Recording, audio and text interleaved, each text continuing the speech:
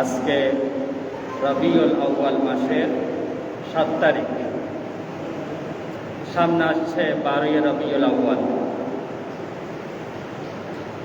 12 রবিউলকে মনে করা হয় আমার আপনার নবী, বিশ্ব নবী মুহাম্মদ সাল্লাল্লাহু আলাইহি সাল্লামের জন্মের মাস। ঠিক নয়, সঠিক নয়। আল্লাহ রসুলের জন্ম তারিখ নিয়ে মতবিরোধ আছে। কেউ কেউ বলেছেন রবিউল আউয়াল মাসের 8 তারিখ রাসূল সাল্লাল্লাহু আলাইহি সাল্লামের জন্মের দিন। আবার কেউ কেউ বলেছেন 9 রবিউল আউয়াল তিনি জন্মগ্রহণ করেছেন। আমাদের সমাজে, আমাদের দেশে ভারতীয় জন্মগ্রহণ করেছিলেন, তখন আল্লাহ রসুলের জন্ম তারিখ খাতা কলমে লিখে রাখা হয়নি। এমনকি সাহাবায়ে ইকরাম আল্লাহ রসুলের জন্ম তারিখ পালন করেননি।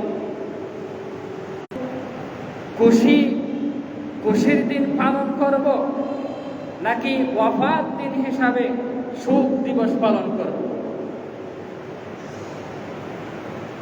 অথচ আমাদের সমাজে, ভারতীয় উপমহাদেশে 12 তারিখকে কেন্দ্র করে জশ্নে জুলুস ঈদ মিলাদুন নবী পালন, মৃত্যু দিবস, শোক দিবস পালন করা জায়েজ নাই। তবে হ্যাঁ, কেউ মরলে 3 দিন করা যায়, 3 দিনের বেশি নয়। কোন নারীর স্বামী মারা গেলে সে 12 তারিখে জন্মদিন মনে করি, আবার একই দিন যে ওয়াফাত ধরি, তাহলে ওই দিন আমাদের জন্য কি করণীয় আছে, আমরা কি পালন করব, আমাদের জন্য আমল কি আছে ওই দিন? তাহলে আমরা দেখব সাহাবায়ে কেরামের আমল। আল্লাহ ইয়া হাবিবাল্লাহ, আপনি প্রতি সোমবারে কেন রোজা রাখেন? হাদিসে আছে রাসূল সাল্লাল্লাহু আলাইহি সাল্লাম প্রতি সোমবার রোজা রাখতেন। রোজা রেখে জন্ম তারিখ স্মরণ করেছেন, জন্মদিন পালন করেছেন রোজা রেখে। আমার জন্ম হয়েছে অমুক, আল্লাহ পাকের শুকরিয়া আদায় করবেন রোজা রেখে। শুকরিয়া আদায় করার সবচেয়ে বড় মাধ্যম হচ্ছে রোজা। রোজার মাধ্যমে আল্লাহ পাকের শুকরিয়া আদায় করা হয়। সুতরাং প্রতি সপ্তাহে জন্ম তারিখ স্মরণ করতেন রোজা রাখে, শুধু রবিউল আউয়াল আসলে নয়। এই রবিউল আউয়াল মাস আসলে আল্লাহ রসুলের ভালোবাসা প্রকাশ পায় কিছু মানুষের। সারা বছর নবীজির ভালোবাসা প্রকাশ পায় না, শুধু রবিউল আউয়াল মাস আসলেই প্রকাশ পায়। রাসূল সাল্লাল্লাহু আলাইহি সাল্লামের ভালোবাসা শুধু একদিন।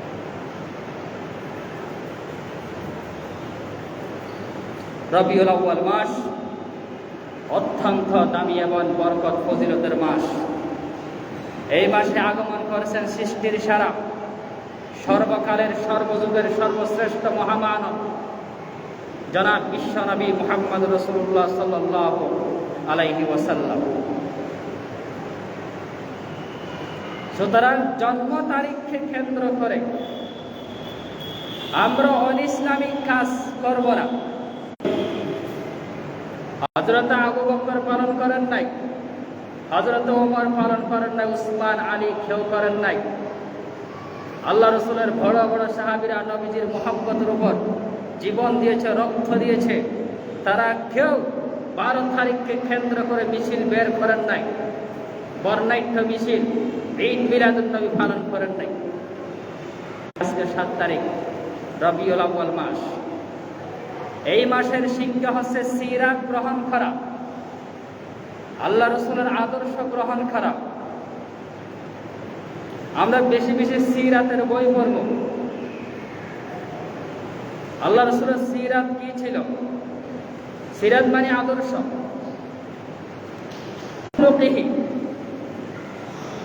নবীজির চরিত্র সম্পর্কে প্রশ্ন করেছিল। তখন আয়েশা রাদিয়াল্লাহু তাআলা আনহা বললেন, আতাকরাউল কুরআন, তুমি কি কোরআন পড়নি?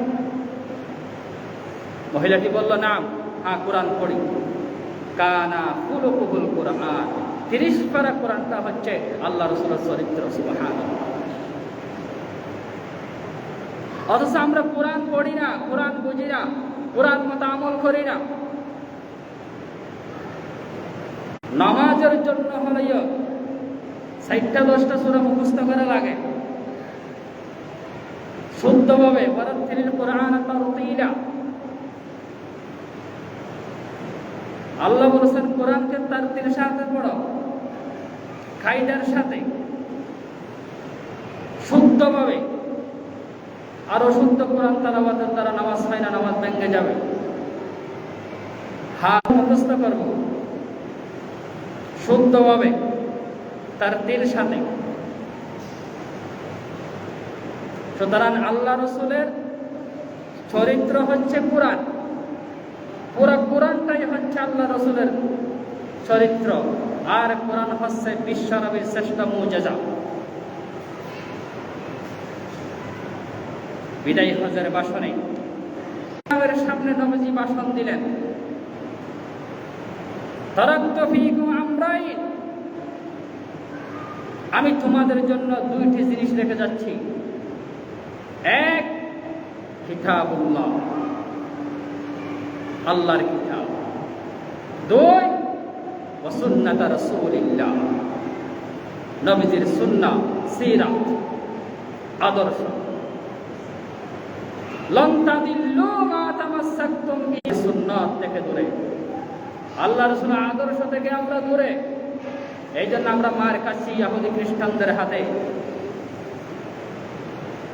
আমাদের কাছে সুন্নাত নাই, সুন্নাতের অভাব, সুন্নাতের ঘাটতি। অথচ কিয়ামতের পরে পালিয়ে যায়, দৌড়ে চলে যায়। নবীজি বলেছেন, মান হাব্বা সুন্নতি ফাকাদ হাব্বানি ওয়া মান হাব্বানি কানা মাই ফিল জান্নাহ। মান হাব্বা সুন্নতি, যে আমার সুন্নতকে ভালোবাসলো, ফাকাদ হাব্বানি, নবীজি বলেছেন সে আমাকে ভালোবাসবে।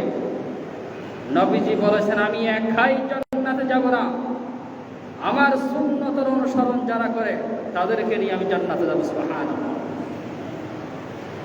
এই জন্য আমরা সুন্নতের প্রতি ধাবিত হই।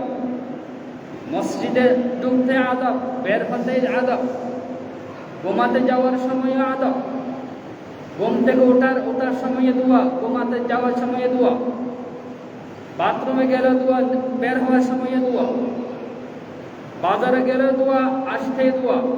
অথচ এগুলি আমাদের কাছে উপর থাকে, তারাই সুন্নি।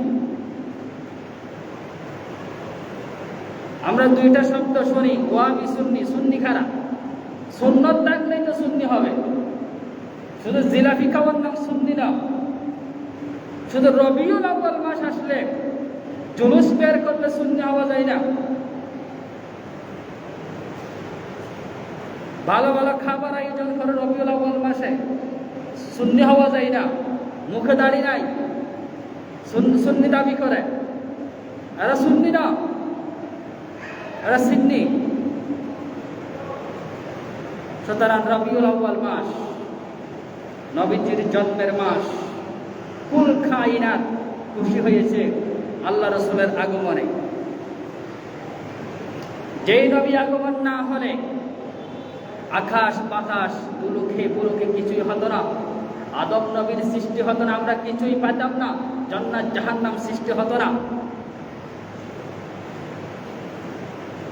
আল্লাহ বলেছেন, লাকাদ কানা লাকুম ফি রাসূলিল্লাহি উসওয়াতুন হাসানা, আল্লাহ রাসূলের মাঝে রয়েছে আমাদের জন্য উত্তম আদর্শ।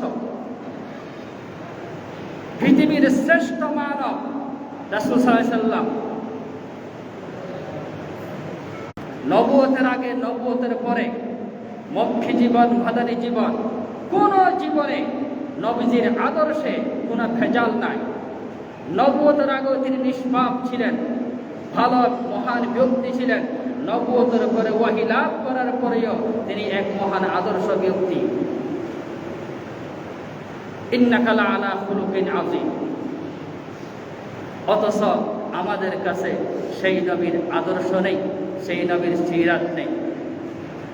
আমরা চেষ্টা করব এই রবিউল আউয়াল মাসে কিছু গ্রন্থ পাঠ করি, গ্রন্থ সিরাতের বই পড়ি। আপনি একটা সিরাতের বই পড়েন, নবীজির আদর্শ সম্পর্কে জানতে পারবেন। নবীজির হায়াত কেমন ছিল, আল্লাহ রসুলের যে লম্বা প্রস্থ দৈর্ঘ্য, যে এই যে শরীর মুবারক কেমন ছিল, তার খাওয়া দাওয়া কেমন ছিল, চাল চলন কেমন ছিল, এমন একটা সিরাতের বই পড়েন আর নিজের জীবনের সাথে মিলান, জীবন সুন্দর হয়ে যাবে। আল্লাহ পাক আমাদেরকে রবিউল আউয়াল